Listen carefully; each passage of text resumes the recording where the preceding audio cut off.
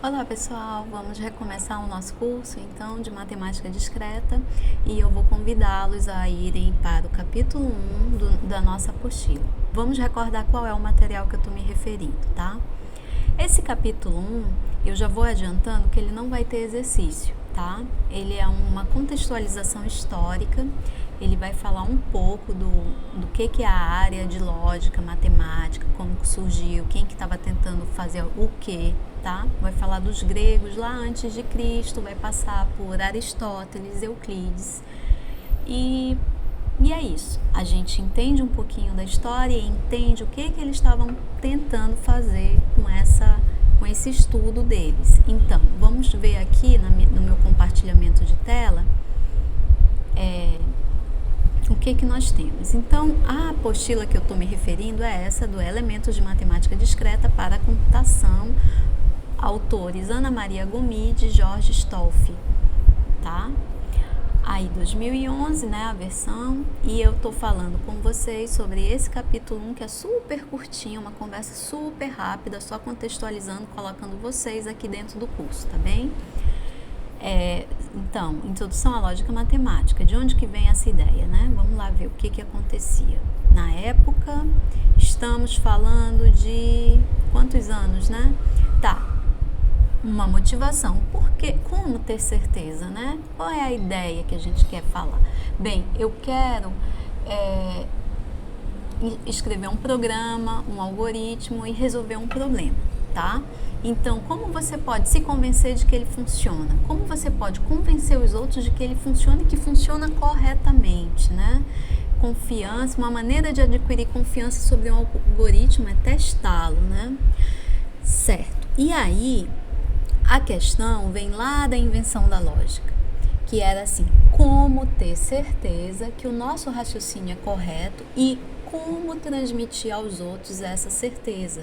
Isso foi estudado pelos gregos séculos antes de Cristo. Eles observavam que uma maneira de conseguir esse tipo de certeza é passar essa certeza para as pessoas. Então, eles começam por um conjunto de axiomas. Axiomas são fatos simples que todo mundo concorda que é verdade. Um exemplo, todo homem é mortal. Ninguém, talvez, em sã consciência, discordaria disso, né? Mas tudo bem, há quem discorde. E aí, ok, vamos lá. E aí, a partir desses axiomas, eles fazem um joguinho usando umas regras que vão ser chamadas de regras de inferência, que é uma maneira de raciocinar que todos concordam também que vão ser válido, né? Eu vou construindo o raciocínio e ninguém vai discordando, vai todo mundo, eu vou checando ponto a ponto e convencendo as pessoas. Isso ou seja, eles aqui estavam inventando a lógica e que eles consideravam um ramo da retórica, que é a arte de discursar e convencer as pessoas de que eu estou falando coisas que fazem sentido, né? O filósofo grego Aristóteles, que viveu nos anos de 384 até 322 a.C., estudou os chamados silogismos. E aí ele chega aqui, que são raciocínios que partem de duas premissas, cuja verdade é aceita, e ele vai obter uma conclusão nova que é necessariamente verdadeira.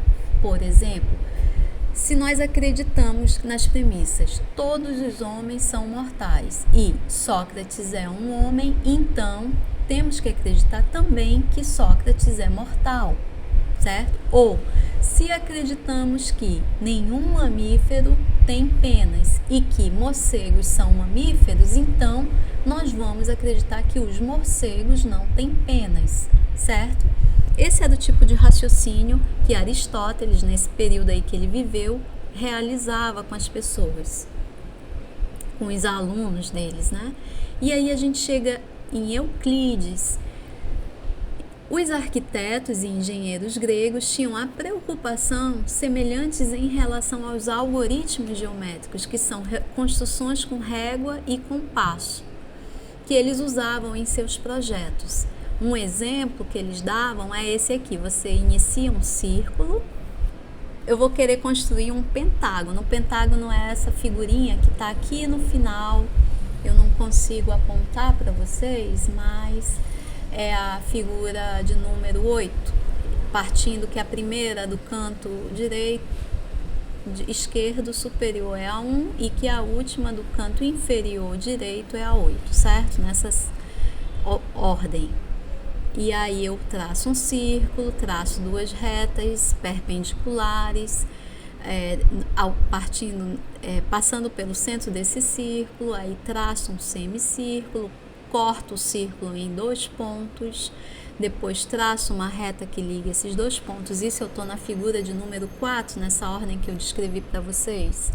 Depois eu vou para a figura número 5, aonde eu pego o meio do primeiro quadrante com a ponta da reta que está passando no centro, que está vertical, e traço uma reta. Lá ele marcou um ponto, um lado, né?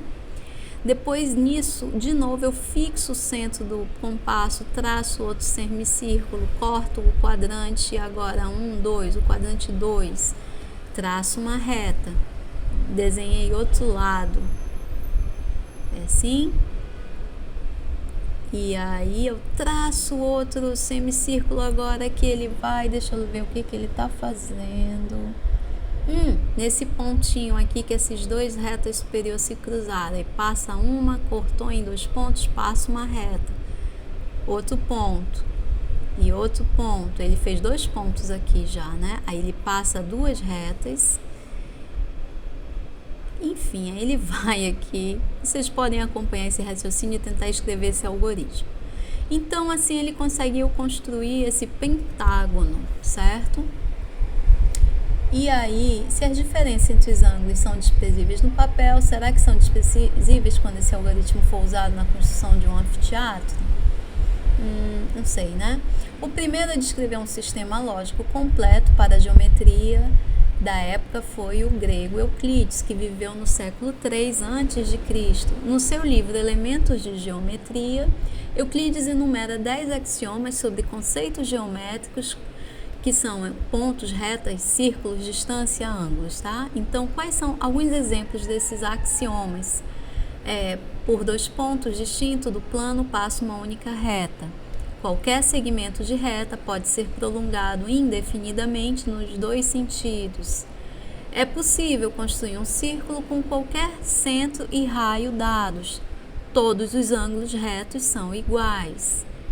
E aí, em seguida, Euclides foi e demonstrou umas centenas de outras afirmações que são conhecidas por teoremas que decorrem desses axiomas. Por exemplo, se um triângulo tem 3 lados iguais, então ele tem 3 ângulos iguais. E aí ele prova isso, né?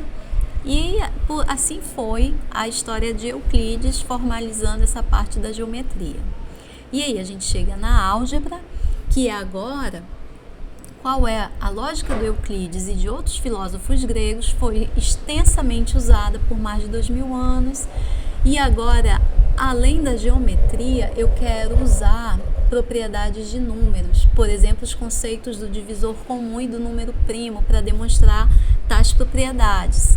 E como se a gente pode lembrar lá do curso de álgebra linear e geometria analítica e álgebra linear, a gente fazia isso, né? A gente mostrava um conceito de forma geométrica e mostrava como que ele era expresso numa fórmula matemática, né? Então, eles continuavam construindo essa forma de provar verdades matemáticas, tá? E aí eles usavam a linguagem da geometria para demonstrar que aquela afirmação era verdade.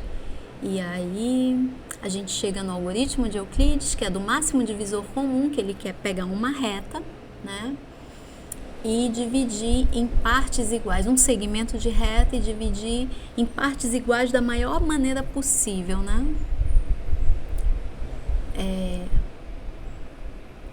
Dividir em segmentos de reta em partes iguais e de maior tamanho possível, tá? A metade, né? A metade da metade, a metade da metade da metade, certo? Na Idade Média, tem-se o matemático árabe Al-Khwarizmi, inventou a álgebra. Outra maneira de provar afirmações sobre números e convencer as pessoas de que uma dada sequência de operações aritméticas alcança o resultado desejado.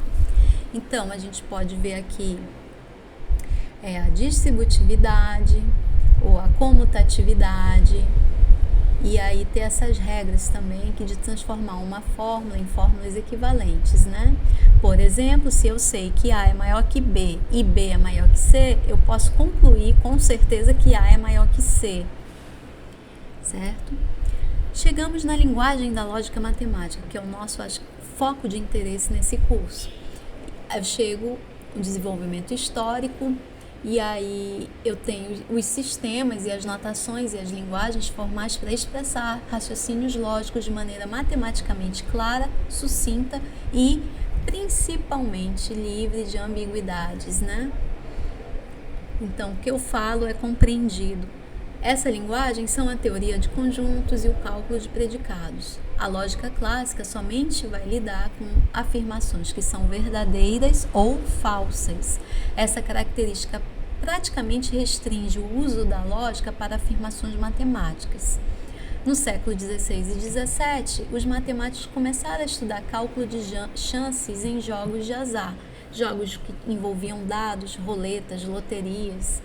No século XX, essas investigações evoluíram para uma chamada teoria da probabilidade, que permite expressar o nosso grau de confiança a respeito de afirmações de incertezas, né? E raciocinar com precisão sobre elas. E para a estatística, o conjunto de técnicas de analisar os dados experimentais que supostamente confirmam ou refutam tais afirmações. Já no século XX, com a expansão dos meios de comunicação, meios eletrônicos, né, a teoria da probabilidade vai dar origem à teoria da informação, que vai permitir determinar a capacidade real de canais de comunicação na presença de distúrbios, né, de sinal recebido, para saber se eu tive perda de informação, né? Eu confirmo isso, eu checo. Essa é a teoria da informação. Finalmente, com o surgimento do computador digital, surgiram as disciplinas matemáticas específicas para raciocinar precisamente com programas e estruturas de dados, incluindo análise de algoritmos, teoria da computabilidade, complexidade de funções, criptografia digital e muitas outras. E assim a gente encerra o que foi esse capítulo 1, esse contexto histórico, o porquê de que nós estudamos e queremos provar afirmações, teoremas, propriedades e ter a certeza, usar uma técnica de prova que nos dará a certeza de que aquelas afirmações são verdadeiras ou falsas, né? Certo? Então, até o próximo capítulo.